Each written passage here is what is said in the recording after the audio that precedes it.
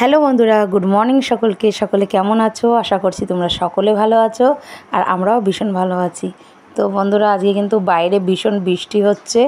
তো কাল রাত থেকে বৃষ্টি হচ্ছে, সকালটা এত ভালো লাগছে, ঠান্ডা ঠান্ডা। এতদিন ভীষণ গরম ছিল। তো যাই হোক, ভীষণই ভালো লাগছে, বাইরে বৃষ্টি হচ্ছে, তার মধ্যে দেখো একটু চা বানিয়ে নিলাম। আর আজকে যে ব্রেড দিয়ে খাবো।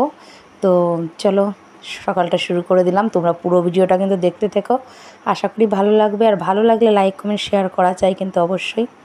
তো বন্ধুরা দেখো, সকালে রান্না করছি আজকে ডিমের ঝোল। তো পরিশোনার পাপা যাবে ডিউটিতে, তাই জন্য আজকে ঝটাপট রান্না করছি ডিমের ঝোল আর একটু ভাজা করে দেব। তারপর আরও অনেক কিছু রান্নাবান্না আছে। তো দেখো বাইরে কিন্তু প্রচণ্ড পরিমাণে বৃষ্টি হচ্ছে। কি সুন্দর লাগছে, ওয়েদারটা একদম ঠান্ডা হয়ে গেছে। এত গরম লাগছিল কালকে রাত পর্যন্ত। তারপর প্রায় রাত 12টা থেকেই বৃষ্টিটা নেমেছে, ভীষণই বৃষ্টি হচ্ছে রাতে। আর সকাল থেকে দেখো ঝিরিঝিরি বৃষ্টি হচ্ছে। তো খুব সুন্দর লাগছে, ঠান্ডা, বেশ মজাই লাগছে। আর এই দেখো বাইরে মা আর ভাই গেছে মাছ রাখতে।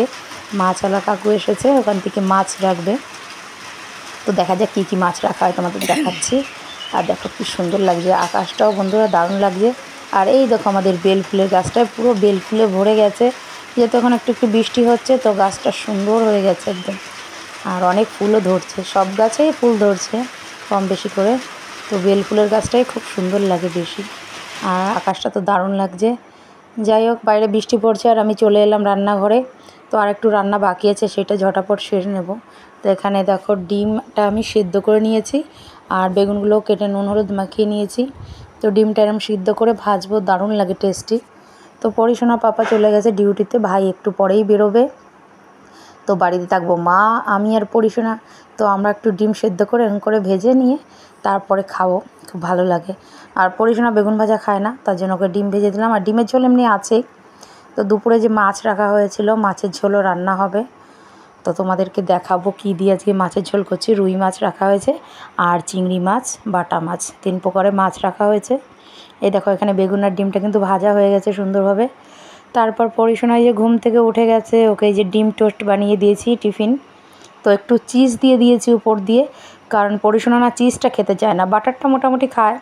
তো ও চিজটা খেতে চায় না, ওকে এখন থেকে একটু একটু করে দিচ্ছি, খাওয়ানো শেখাচ্ছি।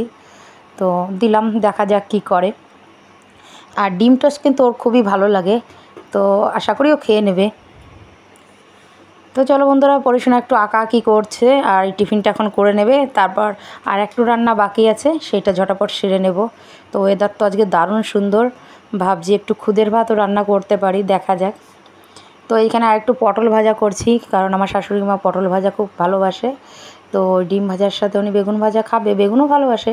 তো পটলটা একটু ভাজা করছি। আমি বেগুনটা অতটা খেতে পারি না, হাতটা চুলকায়, একটু অ্যালার্জি আছে আমার, তাই জন্য পটল ভাজা দিয়ে ডিম দিয়ে খাবো। মা বেগুন ভাজা পটল ভাজা সবই খাবে। তো এখানে দেখো আমি একটু পটলগুলো ভেজে নিচ্ছি। আর পরিশোনার জন্য একটু চিকেন আছে, ও চিকেন দিয়েই খেয়ে নেবে দুপুরবেলাতে। তো এই যে পটলগুলোও কিন্তু ভাজা হয়ে গেছে বন্ধুরা। তো অনেকগুলোই পটল ভেজেছি। আর এই দিকে দেখো এই যে আলু আর বরবটি কেটে নিয়েছি। যে রুই মাছটা রাখা হয়েছে সকালবেলায়, সেই রুই মাছ দিয়ে কিন্তু ঝোল হবে।